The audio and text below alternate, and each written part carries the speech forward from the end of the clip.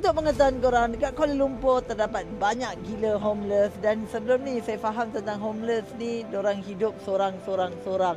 Tidur kat depan bank ke apa.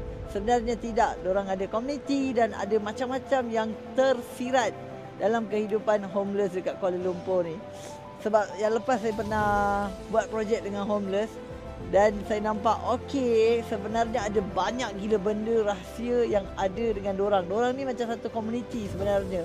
Jadi apa yang aku nak buat hari ni, aku, Aiman dengan Zul, Adib, Aiman PT2, kita semua make up jadi homeless dan saya nak masuk ke dunia dorang berbekalkan dengan kamera kecil.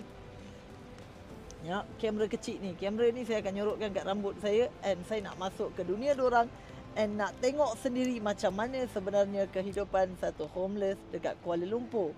Jadi projek ni sangat susah sebab untuk kita buat create sistem kamera nyorok. Sebab kamera ni saya takkan pakai, Eddie takkan jadi cameraman. Sebab kalau kamera rekod takut kita tak dapat real life homeless tu macam mana kat Kuala Lumpur. So saya nak pergi bercampur dengan dorang tanpa dorang tahu saya adalah Isa. Okay, so siapa nak tengok projek ni, kau boleh pergi ke application merah esok pukul 6 petang.